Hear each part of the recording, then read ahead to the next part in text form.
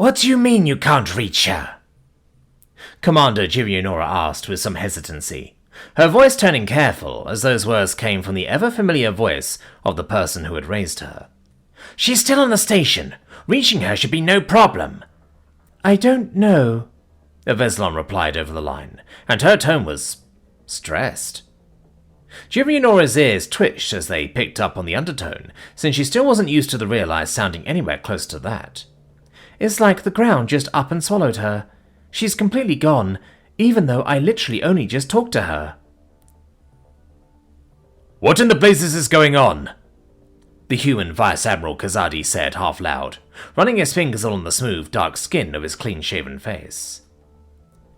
The depiction of him on the Mia screen wasn't looking at the camera. Instead, he stared down at what was presumably another screen. If she had to guess, Girionora figured that he was likely expecting answers from some of his subordinates, after they were sent out to find their commanding officer. The feline's tail swayed with nervous tension, while she had to seriously consider whether they were under active attack or not. But you managed to delete whatever that remain of the Earth realized was, right? She asked carefully. There were very few things in the world which she could fathom hurting or influencing Veslon to such a degree that it would probably give her realized mother a blind spot, but, well, the moral remains of an omnicidal monster of her same kind was certainly somewhere up on that list. Yes, I'm sure, Veslon replied, with a vague trace of annoyance coming along with her words. It was disturbing, but it wasn't actually aware. It wasn't able to put up any real resistance against me, and there was nothing left of it once I was done. Girionora exhaled slowly. Something about the tone Veslon used was almost hurtful, and her ears hung slightly as she listened. But the feline could only trust that her former guardian knew what she was doing. I'll send some additional troops to the Council and Security just in case, she announced, this time toward the Vice Admiral. Should I send for anyone else, or do you have the others handled? Kazadi's lips shifted, and he momentarily crossed his arms. If our communications are in jeopardy, it is prudent to expand our methods of staying in contact as much as we can. If some of your forces could at least join our most important teams, that would be appreciated, he replied. I'll send you a list and we'll make sure they know about your soldiers' arrival. Sounds reasonable, Girionora replied, and briefly lifted her hand, rubbing it over her ear in an attempt to calm herself. In the process, her palm also glided down the shortly shaved side of her hair, feeling the sharp little hairs flex under her touch. She then quickly moved on to coordinate her forces with the information that the Vice Admiral provided to her. She knew that they had no time to lose here, but she couldn't quite help it. Something about the whole situation was growing a pit in her stomach. She couldn't help but think, if they had one blind spot, who was to say they didn't have more, which were just less noticeable? Still nothing, James's doctor informed him with a gentle shake of her head as she put the phone down. It had been the third time she tried to call the Admiral on his behalf now, and all 3 times the phone had been allowed to ring until the line automatically disconnected. As she looked in his direction, likely to discuss what steps they were going to take next, she snapped up in surprise as she realized he was already halfway on his feet, his blanket thrown haphazardly off the side of the bed as he pushed his legs over the edge to get his feet on the ground. In 2 large steps, she was over him, gently planting her hands on his shoulders and firmly encouraging him to remain seated instead of trying to get up. What do you think you're doing? She reprimanded him, as she still felt his body strain against her push, briefly forced to shift her footing into a more stable stance as she held firm against his mass.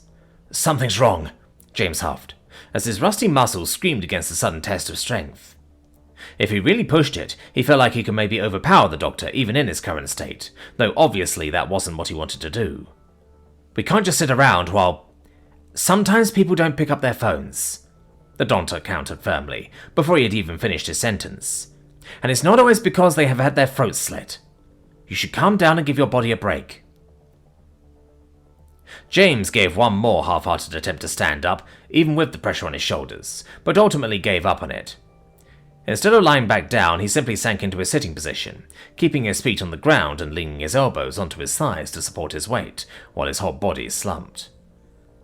"This isn't anyone we're talking about here," he said under his breath, biting his lip. "Something is wrong. Just trust me on this." The doctor pursed her lips and took her hands off his shoulders, crossing her arms instead while noticeably leaning her weight onto her right leg. "And even if that's true, what are you going to do about it right now?" She countered his words, fixating him with an empathetic but also strict stare. "You're in no condition to run in to be the hero." James Halfton shifted his head, stretching his neck in a manner that got some dull, satisfying cracks out of it. "Can't always take that into consideration," he asserted, in an exhausted but confident manner. "And don't you think that's the exact attitude that landed you in this bed in the first place?" she posed, much to James's annoyance, as if him being a bit banged up mattered even remotely right now. Sighing, he decided to try and think his way around this instead of attempting to brute force it. "Can you call Sheeta in again?" he asked. "She'll know a way to sound the alarm." Due to the nature of some of the tests conducted on him earlier, Sheeta had been asked to leave the room for a bit, even if James himself would have been more than fine with her staying around for it. The doctor smiled gently. "Now you're talking," she said. She gave him a sharp, "don't you dare stand up now" look before moving to the door to talk to the feline waiting outside. Despite her warning, James briefly thought about making a run for it now that he had the chance, but he did away with that idea pretty quickly. The burning he felt with every breath, now that he sat up, really didn't inspire confidence in his current abilities. And he would have to trust... No, he trusted Sheeta. She would be able to handle the situation just as well. Actually, probably better than he could. On an intellectual level, he was also 100% aware that his doctor was right. He needed rest to recover. There was no forcing yourself for a process like this. It only ever did damage. And it was ironic. In other circumstances, getting to lay in bed and let others take care of things for a bit sounded like a dream. But right now, he could imagine few things he wanted to do less. Might be a dumb question, but I guess knocking really hard probably hasn't worked either. Sheeta assumed a few minutes later, as she hurried through the sun's corridors with her phone held close to her ear. James's fears had been confirmed basically immediately when she tried to inform people about his suspicions. Contact to the Admiral had been entirely lost, and those going to physically check on her found themselves locked out of the detention facility, with no way of contacting the inside. Right now, it was unclear if the Admiral was in danger in there, or if she was simply entirely unaware that people were trying to contact her at all. "Oh, we're about to knock really hard," Coco replied over the line. The joke was an attempt to bring some levity, but her voice didn't carry any of the humour the sentence would imply. "We're just preparing so the neighbours won't keel right over from the bang." Sheeta nodded, glad things were moving so quickly. "How is James?" Coco then asked, before she could get a word in edgewise. Sheeta sighed. "Wired as hell, but he'll live," she assured the commander. "Don't worry, we won't let him run face first into the wood chipper. If I can't leave the ship, I can at least do that much." "Good," Coco replied, a bit of relief creeping into her voice. In a split-second decision, Sheeta committed to use that as an opportunity, especially since it was already sort of on topic. "Speaking of staying on the ship, you think there is a way you could sign off on permission for me to visit Sky?" she requested. As soon as the words had left her mouth, she could already hear Coco's inhale on the other end of the line, but she quickly tagged a bit more onto that request, before she could get chewed out for it. "Before you say it, yes, I know I messed up big time last time I ran into her. I mean, that's the reason I'm on house arrest in the first place. But now with her locked away under constant watch and searched end times, I don't think there's a way I can get myself killed talking to her anymore." She elaborated a bit further, hoping that Coco would at the very least trust her to not somehow skewer herself on the leftovers of Sky's antlers. "And she knows me, and I know Uton. There's a chance she'll tell me something that hasn't come up before." Coco released the breath she took with a hiss through her teeth. Then she was quiet for a couple of seconds. "Okay, I am way too biased to make that decision," she ultimately decided. "I'm going to forward the request to the Vice Admiral, but with all the chaos going on, I make no promises that he'll even have the time to look at it." "Thank you," Sheeta confirmed. "I'll let you get back to more important things now. Best of luck." "Thanks. Hopefully I won't need it," Coco replied, before cutting the call. Sheeta's ears hung a bit as the call ended. Of course, she fully understood Coco's decision, but she had really hoped that she would just get permission to go ahead.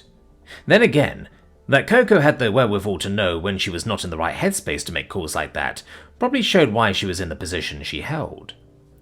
Unfortunate, but kind of fortunate at the same time. Suddenly, her ear twitched as her phone made the sound of an incoming notification. Still a bit bummed as she resigned herself to waiting, she lifted the screen to check it, and her eyes widened slightly.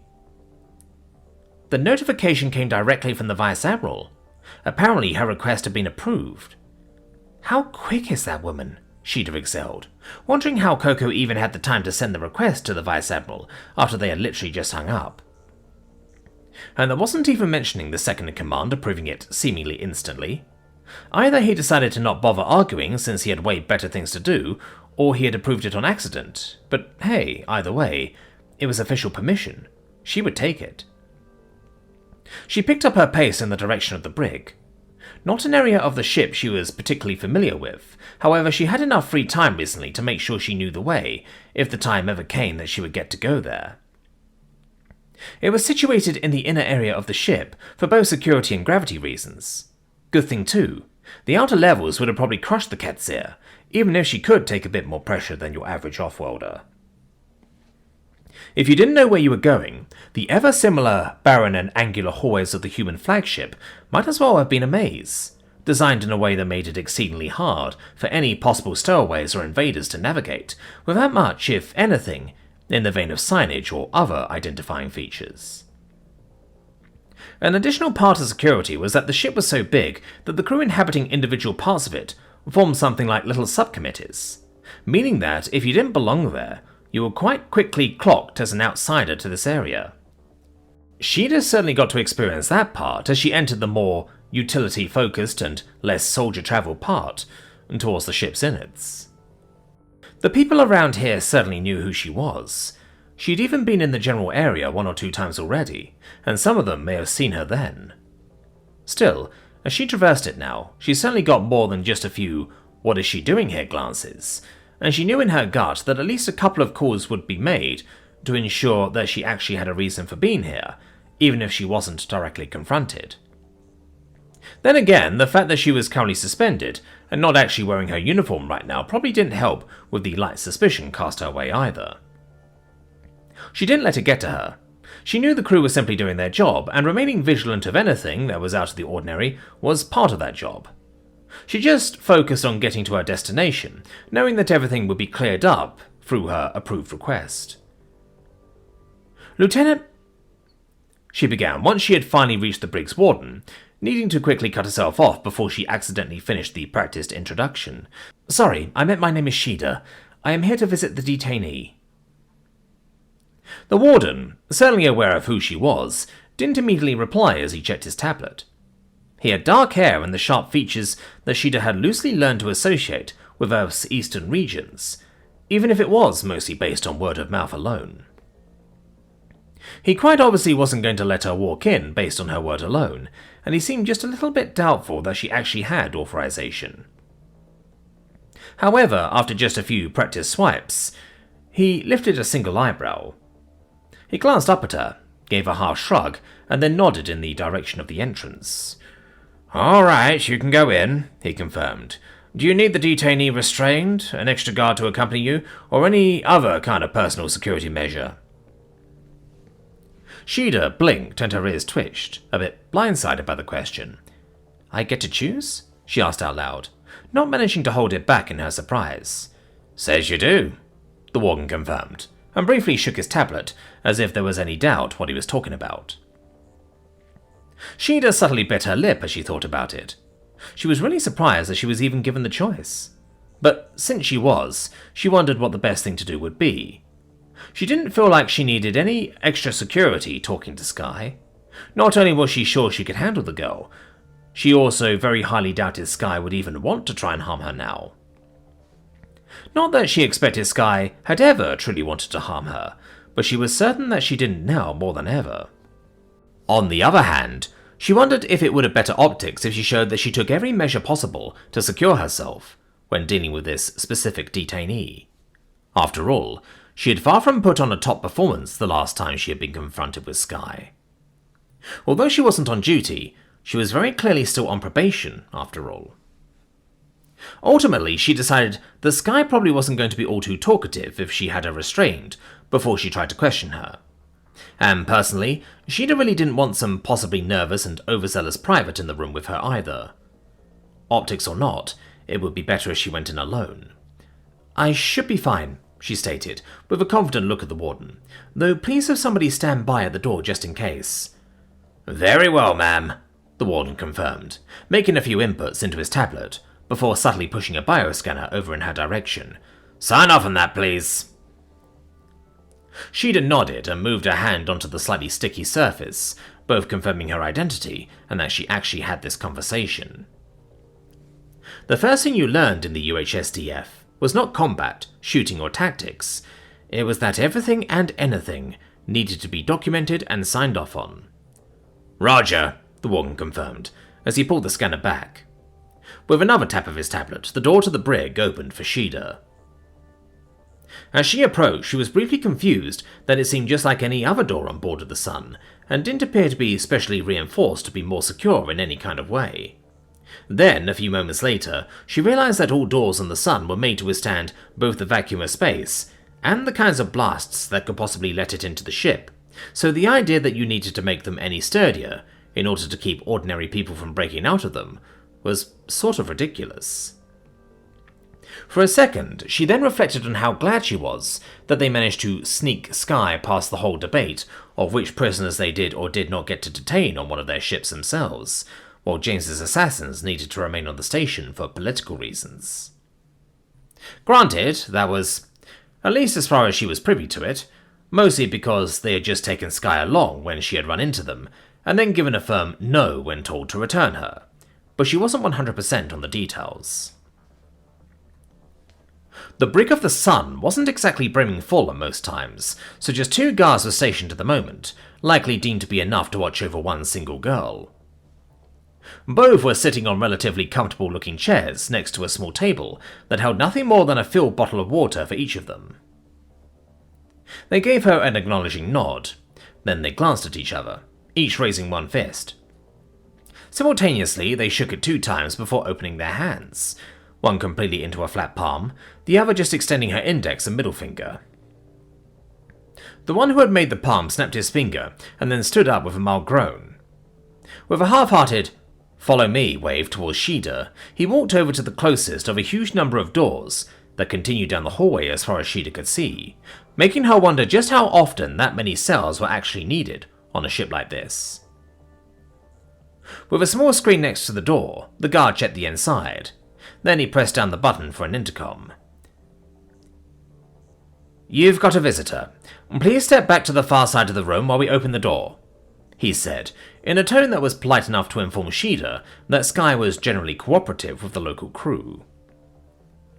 Sheeda kept herself in front of the middle of the cell's door, so she couldn't really see what was on the screen. However, it seemed like the guard didn't see any issues, because he quickly opened the door for her. As it turned out, it was only the first of 2 doors, since Sheeda found herself stepping right into a small airlock as she moved to walk in. However, that luckily didn't slow her down much, as the door behind her closed and the one in front of her opened only a second later. Still, she was just a little bit thrown off her groove by the unexpected obstacle, so she likely looked a bit more frazzled than planned when she finally stepped into the cell. "That your I'm about to have to shoot that girl look?" Sky almost immediately called her out on that, before she had even fully clocked where in the room the Ketzer had positioned herself. Quickly following the sound of the voice, Sheeda's eyes jetted to the right corner across from her. The by now no longer little girl stood there, half leaned against the wall, and her head tilted so that one of her eyes could inspect Sheeda intensively. The Ketzer's many ear flaps stood flared in a way that likely allowed her to keep acute awareness of the surrounding room at all times through sound alone, but her brown doe eyes did seem to be glad to see the feline. Obviously, Sky hadn't been allowed to bring her many belts and pockets with her into the cell, but to Sheeda's surprise, she wasn't completely naked either. Instead, the front of her body was almost completely covered by a hospital gown-like apron thingy in a simple grey colour, As Sheena's eye stuck to it for a moment, Sky seemed to notice her surprise about the cover. Lifting one hand, the girl tugged on the fabric a bit, before allowing it to fall right back against her body. "It's to hold back the fur," she explained, reading Sheeta's question off her face before it was even asked. "Apparently, they don't like it when you shed all over their sheets." With a nod of her head, Sky indicated towards the large bed that took up a good part of the room, but was necessary for someone of her size. Apart from the covers she herself used to sleep, an additional stack of neatly folded white sheets was laid out on top of it, with more not yet folded ones stored away in a half-empty basket standing at the bed's foot. As things clicked into place for Sheeta, she nodded. "Well, loose hair is super itchy, so I can't say I disagree," she replied in an amused tone, as she took a few steps towards her fellow Deathworlder. "And no, I'm not here to shoot you, because I'm not even allowed to carry a gun on board right now." "Not?" Sky wondered, lifting her head a bit in honest-seeming surprise. "Thought you were some sort of big deal round here." Sheeta sighed. "Not right now," she explained. She started, briefly thinking about the best words to explain her situation. Ultimately, she settled on, "fucked up." Sky's ears twitched in a wave-like motion. Then she released a slight huff. "Guess that makes two," she mumbled. Sheeta still wasn't quite used to having to look up this much to talk to the girl, as she reached conversational range with her, but she tried not to let it bother her. "Yeah," she confirmed. "Still, it does leave me with a lot of free time, so I thought I'd check in on you and ask you a few questions, if that's okay." Sky exhaled slowly. "Suppose if there's anyone I owe an explanation, that'd be you." "We have visual on the fusion satellite, Commander," Ensign Shaw announced, shortly after the UHSDF Salem emerged from the powerful hyperspace that had so helpfully been provided by the much larger ship the humble cruiser was accompanying. "Visuals and scans indicate that it is transmitting as intended. No signs of communal ships so far." Commander Marcana Keown rolled his head over his shoulders, causing his thick neck to crackle and pop as he put his game face on. "Good," he stated, once he had lifted his head again. "Keep a close watch over it. We have express orders to not let anyone lay hands on it." "Yes, sir," Ensign Shaw replied, wiping her short blonde hair back a bit as she focused onto her console. The commander then turned his head to look at one of his other bridge officers. "What is the status of the other ships, Lieutenant Khalil?" he asked, while settling into a more upright and commanding posture on his commander's chair. "The former 9 years is securing the perimeter perpendicular to us, sir," the lieutenant replied dutifully, his eyes gliding over a stream of data that was rapidly running along the screen in front of him. "And the Trail of Tears has positioned itself in firing range and is holding position." Keown nodded. "Keep me updated in case anything changes," he ordered. "Yes, sir," the lieutenant replied swiftly. "Everything still green on weapons and engines?" the commander inquired further. Of course, the information he was calling in from his officers was readily available for him on his own consoles, if he wanted to check over it. However, in most situations, those intimately familiar with the subject matter had a better grasp on the individually moving parts than he did, even if he was the one in charge. So he liked asking their opinions on things where he could, in case they saw something that he didn't. "She's purring like a kitten, Commander," a different lieutenant replied to his question, without needing to be called out specifically. Keown chuckled deeply. "Careful with expressions like that. Who knows if our new allies might take offense to it?" he reminded humorously, and earned a few chuckles from those who weren't laser-focused on their tasks right now. With a few swipes along his own array of screens, he then summoned the visual of the fusion satellite for himself. If he was honest, although these things were an unimaginably important part of everyday life, he personally had never actually laid eyes on one of them. The video feed displayed for him had a heavy filter over it that was necessary to even make it visible for the same reason that the bridge's front-facing windows were completely darkened. The fusion satellite was a true beast of a machine, and the hyperspace stretch it generated 24/7 to keep up their intragalactic communication was more than bright enough to make it appear as a visible star in the night sky of every populated planet within the Orion Arm.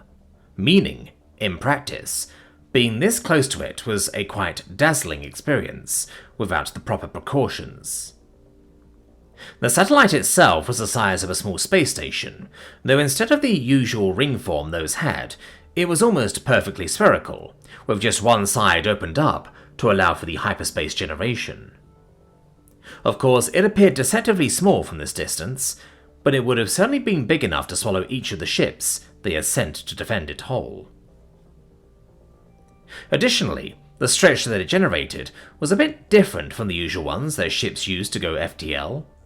Keown had no idea why exactly it was the case, but some people who were way smarter than him had apparently figured out in the past that it was somehow beneficial to the transfer of data if the stretch used to transport them was not only stretched in length like they were when used to transport heavy matter, but also stretched in width as well. He didn't understand the science behind it. He did, however, understand that that was the reason that ships couldn't insert into this data transfer stretch to use it to travel. Not that that would have been all that practical anyway, but apparently idiots all around the galaxy still kept trying it, wherever they hadn't properly read up on the physics behind the network. At the thought, he couldn't quite help but wonder what the result would be if they used a generator like that to create unstable hyperspace instead.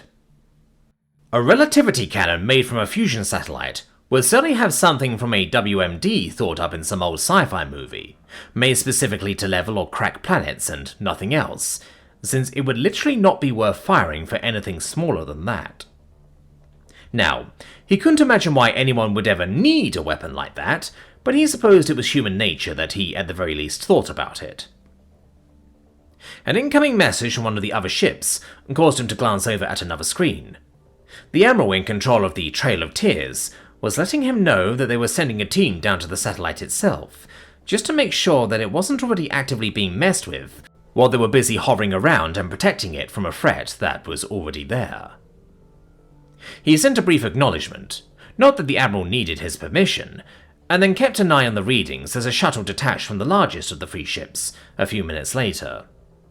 He still really hoped the communal nitwits had gotten the message, and weren't actually sending anyone despite the warnings, but he understood that they couldn't be too sure. Representative Kumar was likely still slogging his way through an endless list of customer service workers and government representatives, even as they had already arrived here. He certainly didn't envy the man. Politics really weren't his world. Sighing, his mind wandered again as the topic of politics popped into his mind. He wondered how Sophie was doing. Last time they spoke, James had managed to get himself into the hospital again.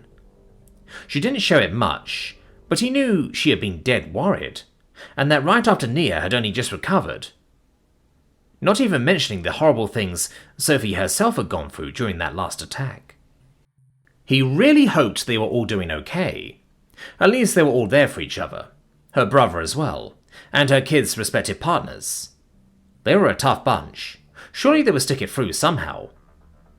Still, although there were obviously very good reasons for it, it stung him just a little that he was the only odd one out who wasn't there with them to actively provide his support. But he had his own duties, and nobody knew that better than Sophie. A loud alarm suddenly rang out, grabbing his attention. Luckily, it was the kind of alarm meant to do exactly that, only sounding a single time to make sure everyone was awake, while not indicating anything too immediately serious. An open message had come in, unencrypted and sent over all available channels at the same time, to make sure that it was revived in one way or another. Human ships, you have entered restricted space. Return to your own borders now, or it will be seen as a sign of hostility. It read, in rather unofficial-sounding terms. The hell? He mumbled, and pushed himself up a little more. In no time, messages from those in charge of the other two vessels came in, discussing the warning. While it was true that fusion satellites were communal property, humanity was still part of the community. So was the entire Orion Alliance. They had 2 damn council seats for Pete's sake. Not only that, but this entire airspace was firmly within Tanashasite territory, and that message certainly came from no Tanashasite. There was no authority that could tell the UHSTF to get out of there, and they sure as hell weren't going to take orders from just anyone. Assuming the highest authority of their mini-fleet, the Trail of Tears took it upon itself to respond to the message in kind. The UHSTF is protecting the fusion satellite by direct authority of the Orion Alliance, they sent out, in all the various ways they had received the message. The local border authority lies with the Tenastrocytes, who are part of the Alliance. We will retain our current parameter, and any hostile action against us will be a reason to return fire. This exchange is being recorded. Keown narrowed his eyes, and his shoulders tensed as he waited, wondering if there would be an answer to that declaration. For some time, there was nothing, and he wasn't sure if that might have been worse.